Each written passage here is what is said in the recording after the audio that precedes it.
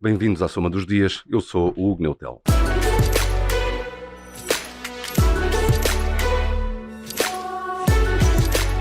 Neste episódio, os certificados de aforro. O Governo resolveu terminar a linha que oferecia juros de 3,5% para substituir por outra com 2,5%, mas garante que não houve pressão da banca, que tem visto fugir depósitos para estes instrumentos de poupança. Como é que tudo isto funciona e será que a decisão pode desmotivar os bancos para o esforçozinho que o Presidente da República pediu? Mais à frente, nesta edição, os Estados Unidos, que resolveram um impasse em torno do limite do endividamento público. O país ganha liberdade para regressar aos mercados, mas não é uma alteração do valor do teto da dívida, é antes uma suspensão desse limite. Comigo estão a Leonor Mateus Ferreira e a Carla Pedro. Os cuidados técnicos são da Inês Alegria. Esta é a Soma dos Dias.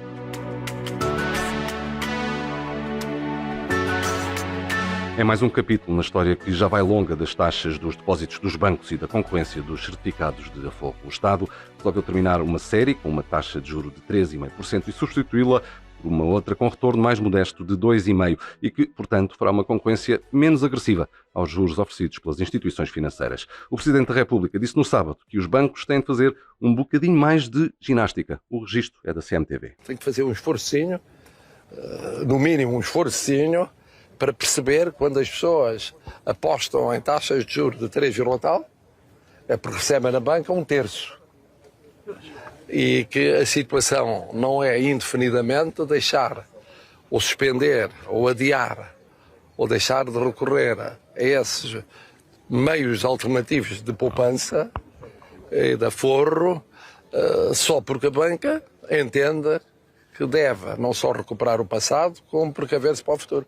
Horas depois, o secretário de Estado das Finanças aplaudiu o discurso do chefe de Estado. Temos uma referência, que é a taxa de juros dos depósitos dos bancos na zona euro, que anda na casa, o último número divulgado, na casa dos 2,11%. Portanto, este é um referencial que deveria ser um referencial a incentivar, de facto, a banca portuguesa a convergir para esses valores. Julgamos que isso seria natural e, portanto, esse apelo do Sr. Presidente da República é um apelo relevante dada a influência que ele tem na sociedade portuguesa.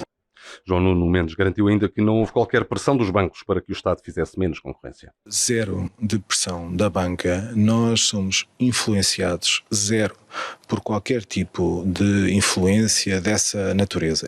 Garantias de João Nuno Mendes, o secretário de Estado das Finanças, aos microfones aqui da SIC. Comigo está a Leonor Mateus Ferreira. Olá, Leonor. Olá, Hugo. O Governo justifica esta decisão com a gestão da dívida pública. Isto faz sentido? Depende da forma como se olha para esta questão. Ter uma grande parte da dívida pública nas famílias, porque na prática é disto que estamos a falar, de instrumentos de dívida pública que são comprados pelas famílias, pelos aforradores, sempre foi visto como positivo. Este dinheiro fica internamente, fica dentro do país e depois também tem um efeito de estimular a que a poupança das famílias seja posta ao serviço da economia. Portanto, isso é um fator positivo, não é inegável. Agora, a questão é um bocadinho o controle que se consegue ter sobre essa dívida. E aqui temos duas questões. Uma é a entrada de capital, portanto, o IGCP não podia dizer... A agência que gera a dívida pública. Exatamente, a agência que gera a dívida pública não podia dizer obrigada, aforrador, mas agora não preciso da sua poupança. E, por outro lado, estamos aqui a ver uma grande quantidade de dinheiro a entrar para os cofres do Estado com taxas de juros variáveis. Os certificados têm taxas, juros indexados à Euribor, ou seja, vão variando. O Estado não consegue controlar quanto é que vai pagar, consegue só impor aquele limite máximo, enquanto se financia nos mercados, se emite dívida nos mercados, fixa durante um período essa taxa. O racional financeiro, o que os analistas nos dizem diz que faz sentido esta decisão, mas não é o único fator que pode contar. E há muitas críticas que é um desincentivo à poupança e é uma penalização aos aforradores. E depois há esta questão que se gerou, que foi se houve de alguma forma pressão da banca para que o Estado alterasse as condições, que de resto ambas as partes negaram, mas que tem centrado o discurso público. E achas que com com esta nova linha que tem menos rentabilidade para os aforradores, que isto pode contribuir, aliás, negativamente para o tal esforço que Marcelo Rebelo de Sousa pede às instituições financeiras?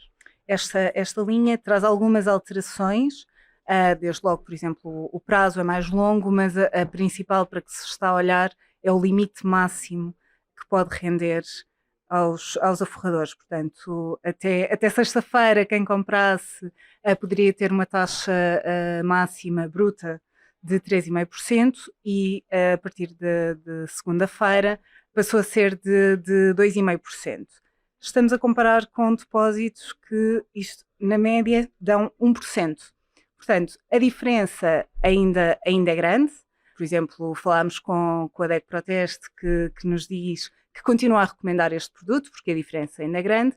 Agora, é um desincentivo a que haja uma convergência entre as duas taxas. Isto porquê? Como dizia, houve uma corrida inédita aos certificados de aforro. Posso dizer que nos primeiros 4 meses do ano estamos a falar de 10,7 mil milhões de euros que fugiram dos depósitos em direção aos certificados de aforro, que entraram nestes produtos de poupança do Estado, e é aí que se centra um bocadinho esta questão se terá havido ou não pressão da banca. Aliás, desde outubro foram 15 mil milhões, revelou até o secretário de Estado na mesma conferência de imprensa. Exatamente. Já estamos a falar de valores consideráveis e que geram aqui algumas dúvidas e que têm pressionado a que os bancos subam os juros dos depósitos. Voltando a este número que te dizia, 1% é a média, há mais alto e há mais baixo no mercado, mas em setembro, que foi quando começou a haver uma ligeira subida, estamos a falar de... É tão baixo que eu vou dizer o número 0,05%, muito próximo de 0%. Portanto, em setembro começamos aqui a ver algumas alterações, mas é no início do ano que há um salto muito grande correspondente com esta fuga dos depósitos. Apesar desta subida e da média europeia que o secretário de Estado referia, em torno de 2%, temos Itália, por exemplo, a chegar a 3%.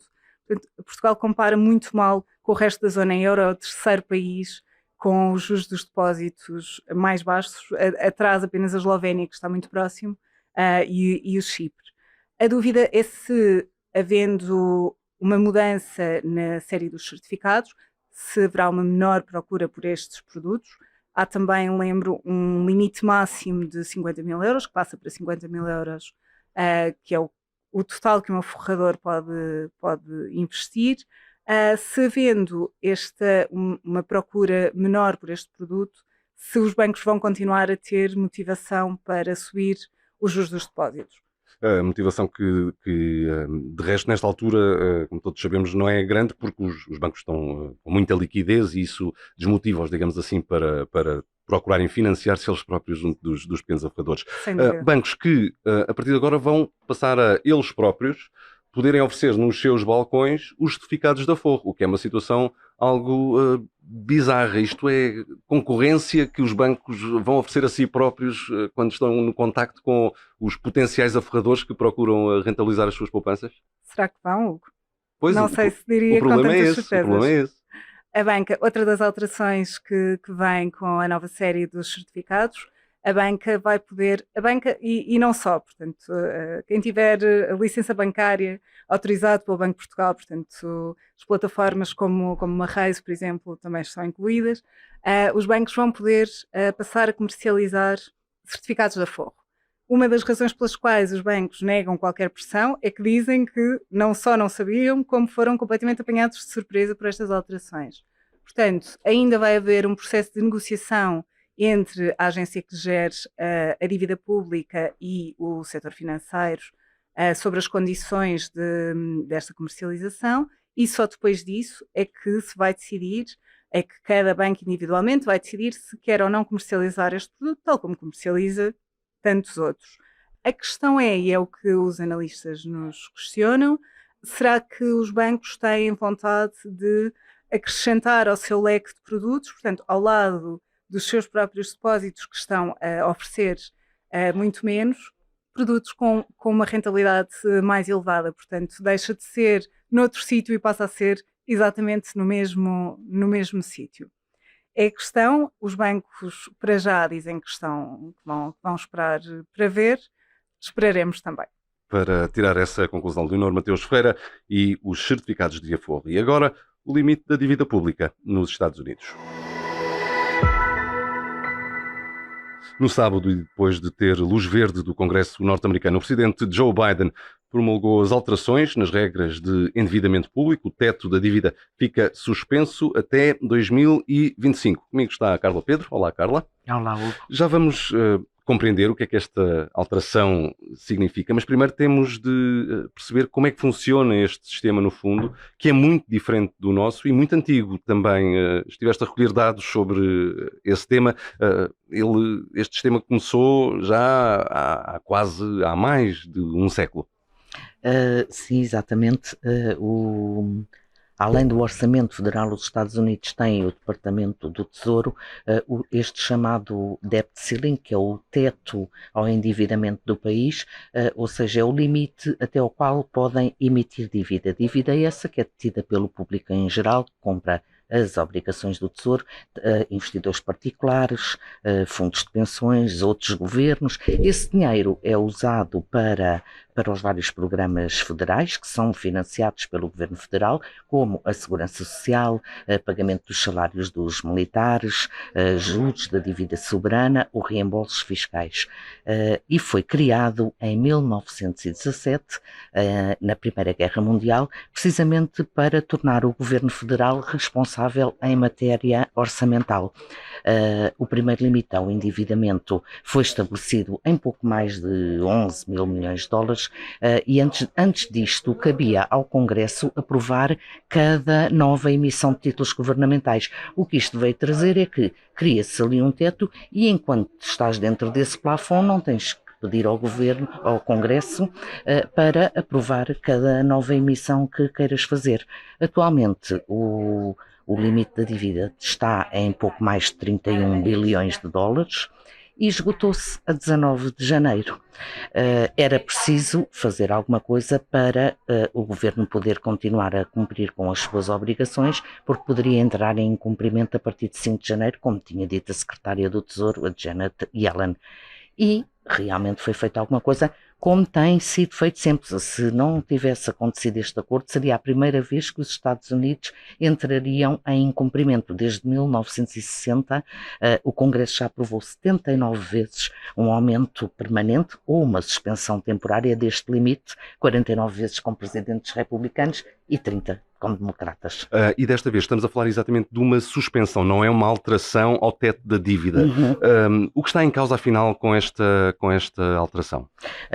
Este acordo sobre o limite ao endividamento dos Estados Unidos suspende até janeiro de 2025 a quantidade de dinheiro que o Governo pode pedir emprestado, as tais emissões de obrigações.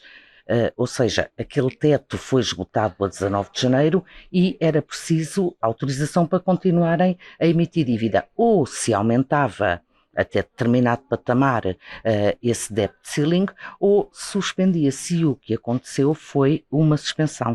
Suspender o debt ceiling durante um determinado período de tempo é diferente de estabelecer um novo limite ao teto. Essencialmente a suspensão dá ao Departamento do Tesouro uma latitude suficiente para se endividar à medida das suas necessidades e poder ir continuando a pagar as suas contas. Com esta suspensão, o limite pode agora atingir qualquer patamar. O New York Times dizia recentemente que, por razões políticas, os republicanos até tendem a preferir suspender o debt ceiling em vez de aumentarem, porque isso lhes permite depois dizer que, tecnicamente, não deram luz verde a um aumento do debt ceiling. Mas a verdade é que, até janeiro de 2025, os Estados Unidos podem chegar, por exemplo, aos 50 Na prática, bilhões. Até esse momento não há qualquer limite. Sim. Agora, também há aqui uma outra vertente, que é na próxima semana a reunião da Reserva Federal Norte-Americana. Será que esta decisão sobre o teto da dívida pode, de alguma forma, influenciar aquilo que serão as decisões da Fed, nomeadamente no que diz respeito ao tema de que todos falamos todos os dias, que é a evolução das taxas de juros? Este acordo trouxe maior tranquilidade à Fed para se focar no seu objetivo de controle da inflação. Por isso, o mercado continua a apostar que na reunião da próxima semana o Banco Central voltará a subir os juros em 25 pontos base e depois, a partir daí, deve começar a aliviar a sua política monetária. Isto é menos um fator de stress nos mercados, este acordo, porque o default, o tal incumprimento, faria cair o dólar, subir os juros da dívida. Aliás, já tinha havido, pairava essa ameaça com a Moody's e a Fitch a colocarem em vigilância negativa o rating dos Estados Unidos, e por isso este acordo traz muito maior tranquilidade à Fed. Carla Pedro, e o limite ao endividamento nos Estados Unidos, o famoso teto da dívida, e assim terminamos este episódio. Obrigado, Carla, obrigado, Leonor. Eu sou o Hugo Neutelo, os cuidados técnicos são da Inês Alegria. Foi o 5º episódio da Soma dos Dias. Marcamos encontros para de hoje a 8, porque em todas as semanas há histórias para contar. Obrigado por ouvir. Até lá.